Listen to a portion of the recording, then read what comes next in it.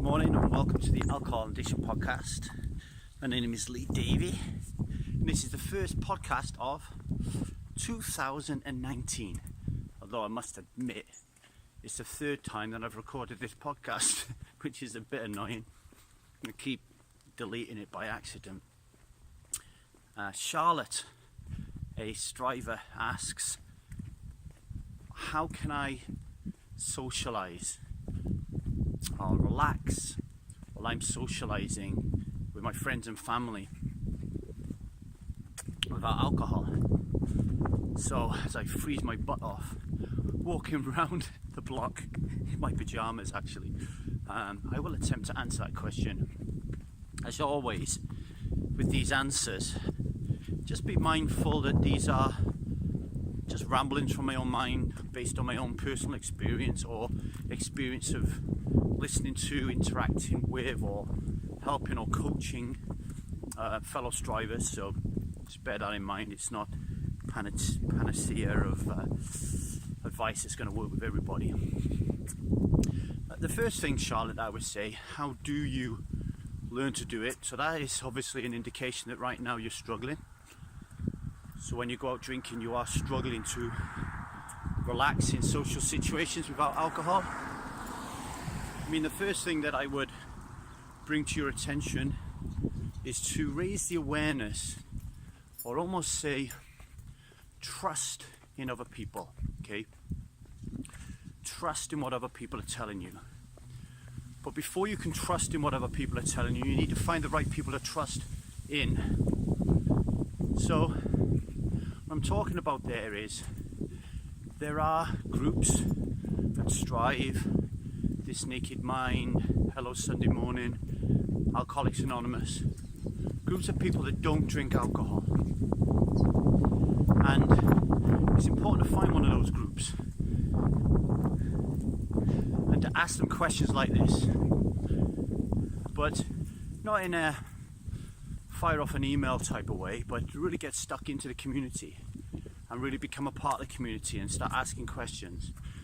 And if you did that, and we'd love to have you regularly inputting in Strive, then you would learn from those people's collective experiences that when they stop drinking alcohol, one of the benefits is self-confidence.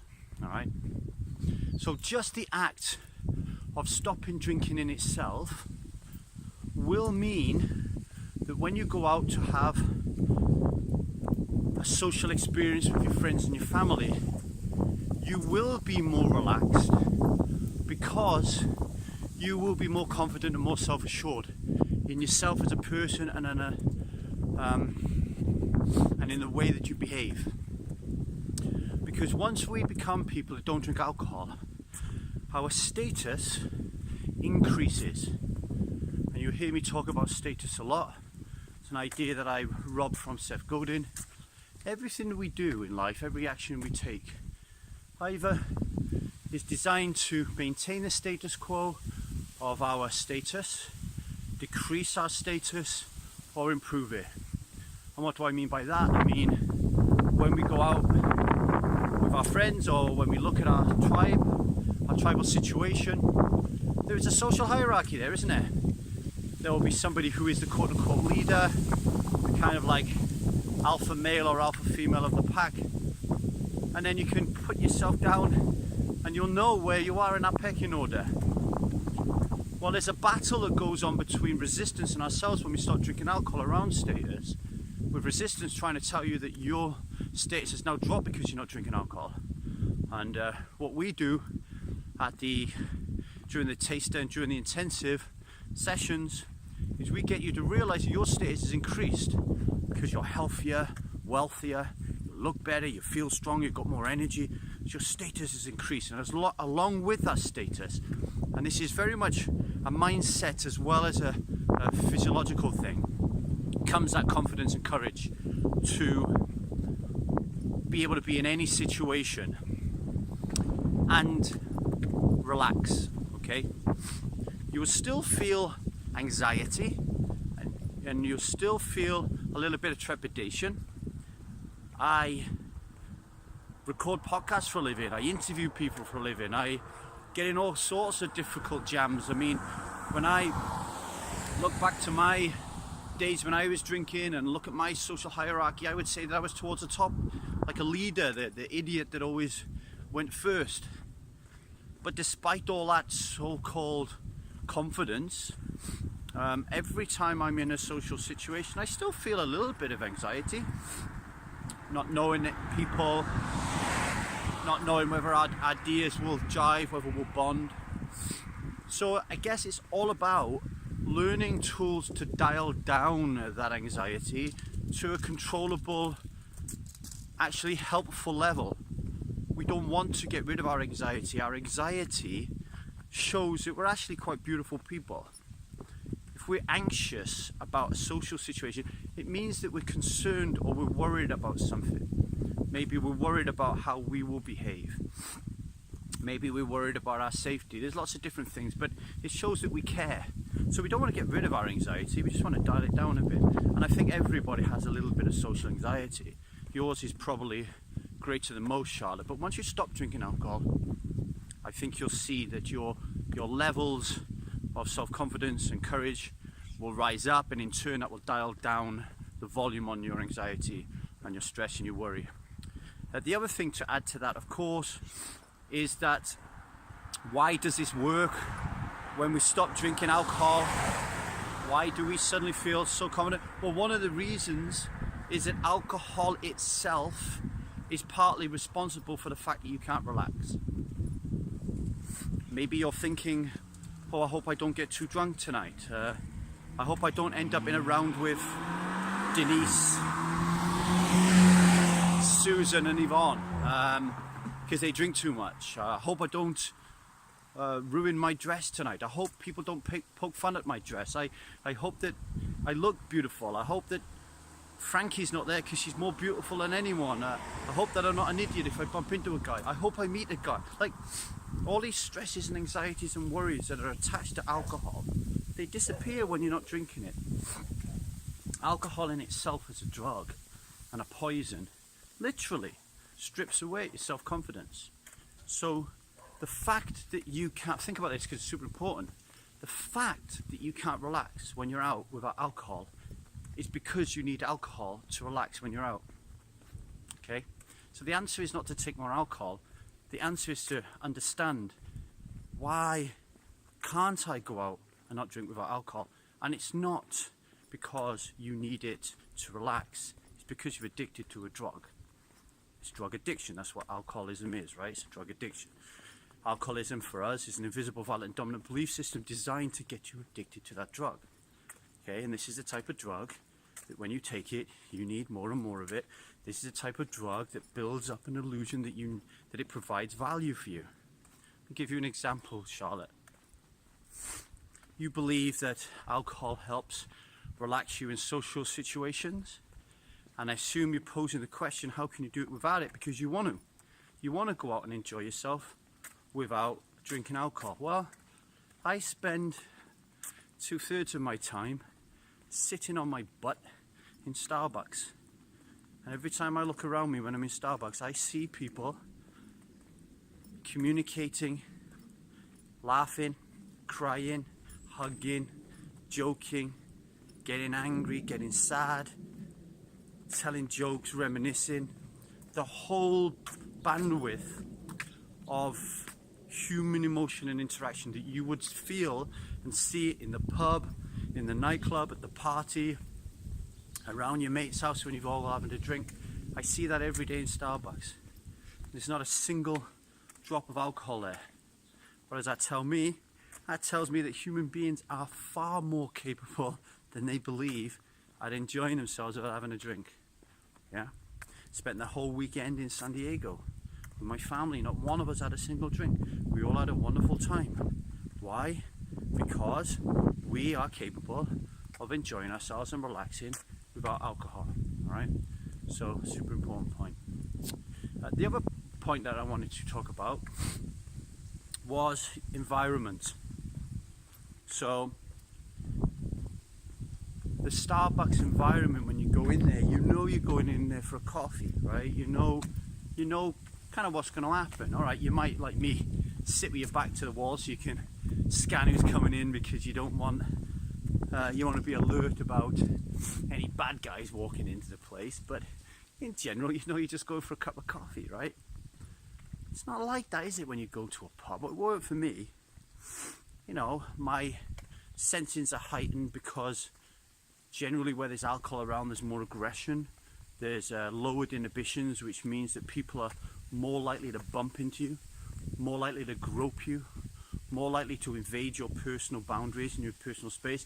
So you're on edge anyway because of that kind of thing. And then you're also thinking to yourself, well, I'm expected to get drunk here. I'm expected to drink alcohol, all right? You're not expected to drink coffee in Starbucks, are you? If you went up to the bar and the place in Starbucks, and you come back and got a tea, nobody's going to say anything. No one's going to start taking a mickey at you because you're not drinking lattes, right? Why is that? Well, it's because when you're in the pub, the person who's with you in the pub, subconsciously, they know that they are taking a drug. They know they're drinking a drug. And in order to keep the cognitive dissonance at bay, what I mean by that is, in order to not have an internal dialogue that is conflicted, arguing whether or not they should drink alcohol or not because it's a poisonous drug, okay? They want you to drink with them. Because if you drink with them, then all of a sudden this doesn't become a problem, it doesn't become an issue. There's no cognitive dissonance for them. So the very act of people turning around and taking the mickey at you because you won't drink alcohol, it's just drug addiction. It's just part of the whole addiction.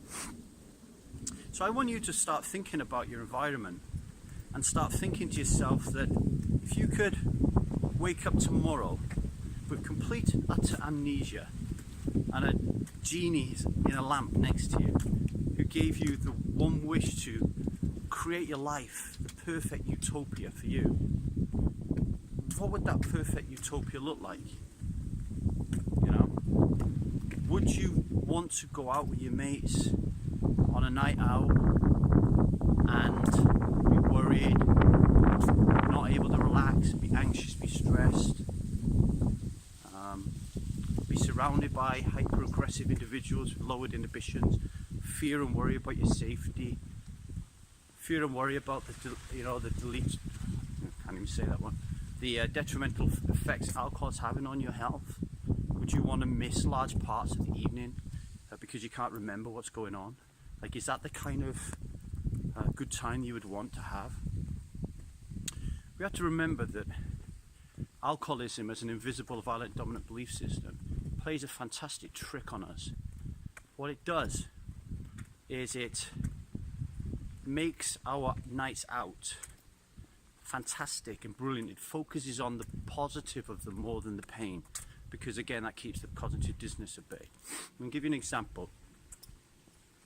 Let's say you're in work on a Friday and it's coming towards 3 o'clock and you start to feel really excited about going out and having a drink. All the hormones are rushing through your body, all the powerful positive hormones.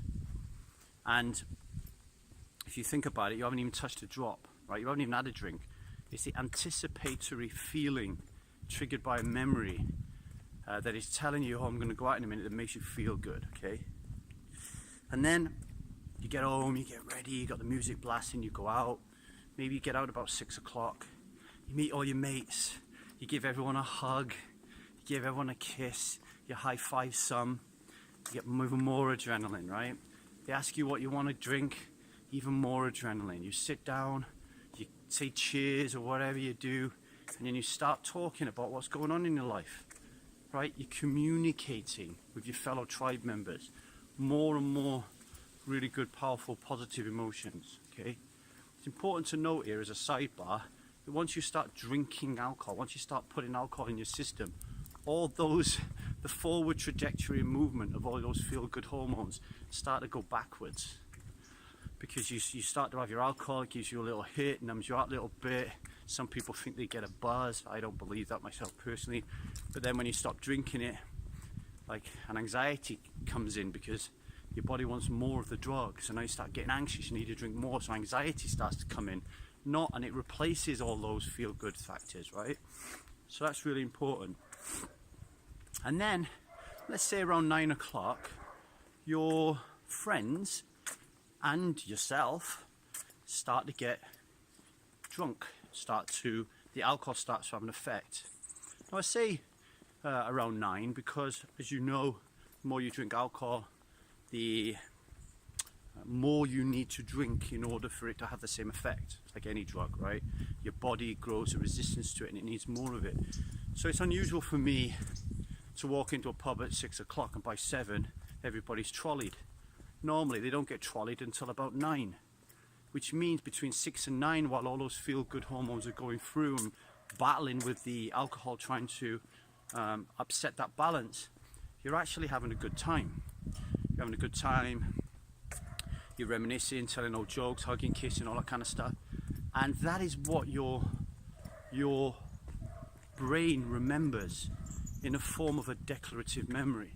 And the declarative memory is a really enhanced, supercharged, emotional memory. So if you think back and say to yourself, when was the time I was happiest, or when was the time that I was the saddest, then you will remember that pretty easily, because that will be a memory that was so super rich in emotions that your brain stored it and seared it into your mind, right? So what's happening on this Friday night I would even go further back from 6, so 2 o'clock in the afternoon as you're anticipating going out, between 2 o'clock in the afternoon and around 9 o'clock at night, when you actually are having a good time. And sidebar again, alcohol is not contributing to you having a good time. Alright, listen to my podcast on content and process on that. Like, it's got nothing to do with the alcohol, the fact that you're having a good time. It's because you're communicating and you're having a good time with your friends. It's got nothing to do with the drink. Your brain will store that memory.